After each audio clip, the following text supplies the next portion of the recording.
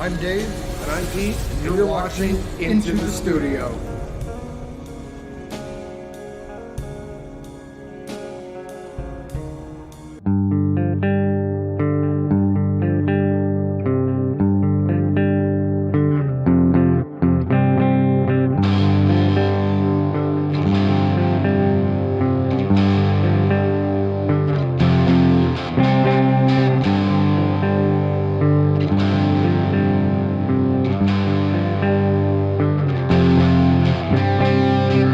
Hi guys, welcome back to the channel. I'm Dave. And I'm Pete. And today we have some interesting news. Very interesting, actually. I thought it was very interesting, so I figured we could let you guys know about it. Tubes for tube amps. As of March of this year, Russia put a ban on shipping vacuum tubes. Now, Electro-Harmonix, which is like the #1 company, they also sell different brands, but their mother brand, Electro-Harmonix, is based in Russia, and now there's a tube shortage. We have the food shortage, everything going on right now, and now we have a guitar amp tube shortage. I swear, everything we like, they just have to try and take away. Right? Crazy. Next thing you know, it'll be beer. Yeah, how about it? And then in which case, that ain't happening. We're in trouble. I'll make my own. So will I. We'll figure it out. Right? Either that or we'll get real sick. Yeah, well. We'll probably get sick either way. We'll give it the old college try. Yes, sir, ma'am. Anyway, these tubes, it's weird that of all things, guitar tubes. I know. It's nuts. And now since that shortage, the price has doubled. They were like $20-some a tube. Now they're like $50, $56, $53, something like that. I think they're.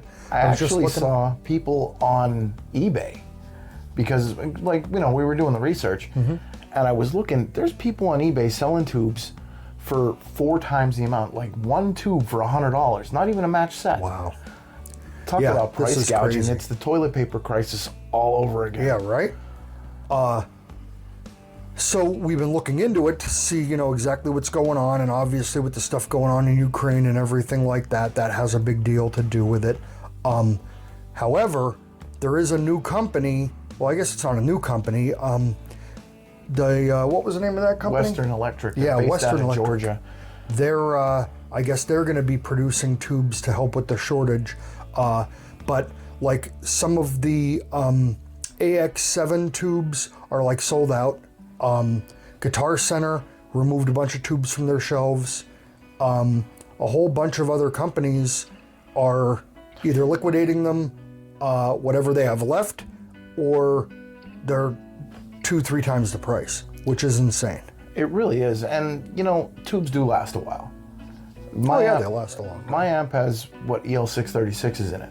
Okay. They've been in there for, 2 years?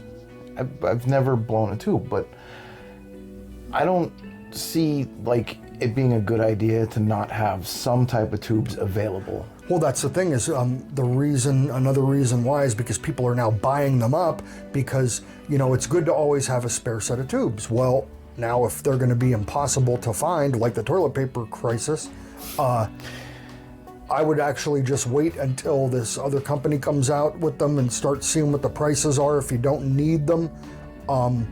Now, the company does deal in high-end hi-fi that's looking to make them.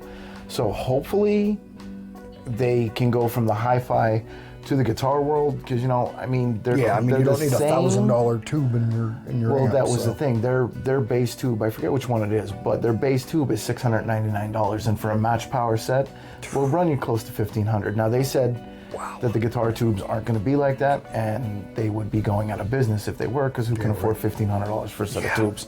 That amp will sit in there as a paperweight before I spend $1,500 on tubes. Yeah, that's insane. But we wanted to get you in the loop because we thought that was pretty interesting. That's where we're at right now is, everything going on. So if you are looking for tubes and stuff, if you don't need them right now, I would just wait. Now, I did see there are a couple websites that are selling them like $30 a piece or whatever, I guess to get rid of them, or whatever. I just don't understand it. It's...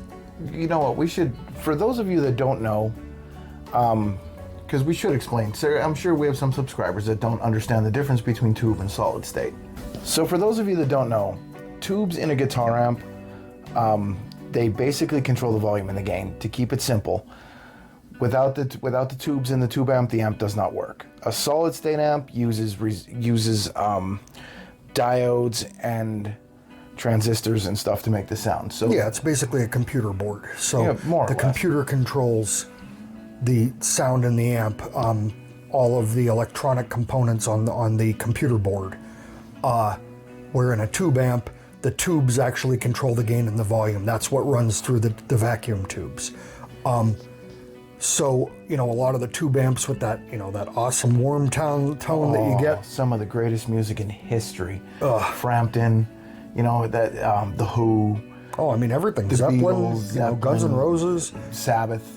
Yep. All the greats. Yep. All the greats, even up through the 90s and into the 2000s. Well, even now there's a lot. They're still Avenged using. Sevenfold uses tube amps. Yes. There's a lot of bands that still I'm use fairly tube sure amps. Five Finger Death Punch still does. That's awesome. Who we went to see recently, and they were awesome. Oh yeah, they put And on a so great was show. Megadeth. Megadeth was great. Megadeth was great. was awesome. That was a great show. We just had to rub that in a little bit. But yeah, so we'll keep you posted once we hear more information. But basically, there really isn't any updates. They're saying that it's going to last through the end of the year. So, But Electro Harmonics said they're still taking orders. They just don't know if and when they're going to be able to ship. I hope they're not taking payment. yeah, I'm not sure how that's working. I don't either. Because it says that they're running at 100% production. So they're still producing. It's the whole shipping ban right now on vacuum tubes. So, See, if it was me, what I would do is find another European country that's closer that you can ship them out. Maybe it would cost $10 more a set, but ship them to a different company. the loophole. Yes, the loophole. Absolutely. And that's the thing. Musicians think outside the box. People that control all this, I guess it's just a solid wall. Yep. No fun. So, unfortunately, that's where we're at right now with the tube amps. So I'd like to see a little bit more information coming out. Once we hear more info, we'll give you some. And I also wanted to bring up that I think that we were having a discussion about the difference, like when we're playing the live amps and when I'm playing through the guitar rigs that are in the computer. Because Pete's like, you just can't get that same tone. I'm going to argue this. However, I could bring up a Black Star in the computer, and when we run them into the computer, they sound exactly the same. It does to you. Now, live, obviously, it sounds different. But I think if I ran my computer through like a 412 cab, it would probably sound the same. My Black Star has a sound that, I'm sorry, it just can't be mimicked. Maybe you can get close. But it just doesn't have that warmth, that drive that the tubes get. And this, with the guitar rig, it's only going to get to one point. The tubes, as they heat up, just get muddier. And they get... That's true, and they have thing that about crackle, but tubes, there's also emulators in there to do that. Emulators. We're in the future here. Guys, the heck with the future. You cannot. But how cool is it to be in a time like growing up, like if I'm listening to Metallica, the Black Album, and I'm like, man, Hetfield's sound was really cool on whatever, 1 or something like that, right? And one was on And Justice for All. whatever. You know what I'm saying? If I heard a song and I'm like, man, I really want to get that tone. So then I'd go and I'd play with my amp and try to get as close as possible. Now I can literally download Hetfield's tone, Kirk Hammett's tone. It removes the talent from the playing. No, it doesn't remove the talent from the playing. It removes the figuring out how to make that tone, and in turn, coming up with your own sound. Because you may be on your way to make that tone, and all of a sudden, oh my God, like this distortion, it's not Hetfield, it's not Zach, it's mine. And then you begin to play with that, and the more you play with it, now you start writing your music. What it's doing is taking the creativity, we'll put it that way. See, I don't think so though, because I would never write my own song with a Metallica tone. We're not using a Metallica tone. We've come up with our own tones on a few songs. But that's what I mean. Like, I usually do come up with my own. But if I wanted that tone, if I'm like, man, I really like that song and I wanted to play it, I can literally download that tone and play it. Oh yeah? Well, I'm going to argue this. I would rather fail as myself than succeed as somebody else. So, I would rather download the tone and sound just like the album. You can't play like him, so you're not going to sound just like it.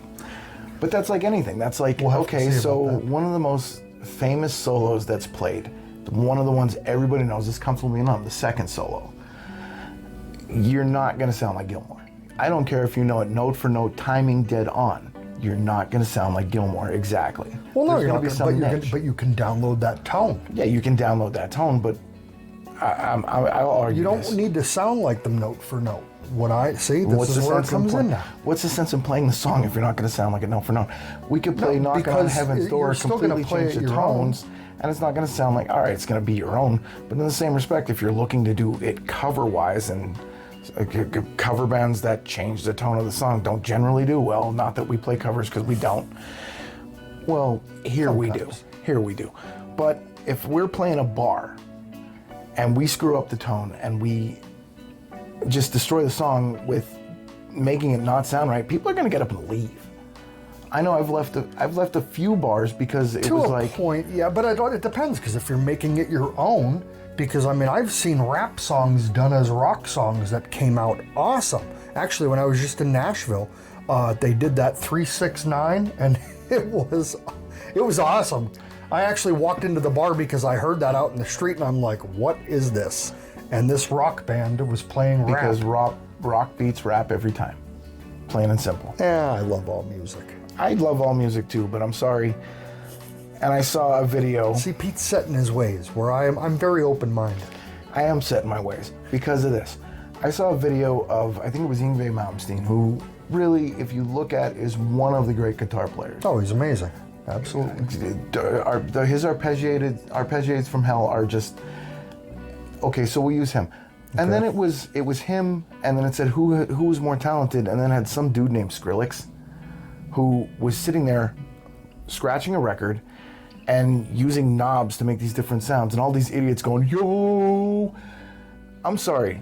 Okay, so maybe it's some type of talent to be able to scratch a record, but you have somebody who got on a record player and went, oh, it sounds good, versus thousands and thousands of hours put into the playing, put into perfecting, and then being played. And people were voting for this Skrillex dude. Well, because seriously? the times are changing.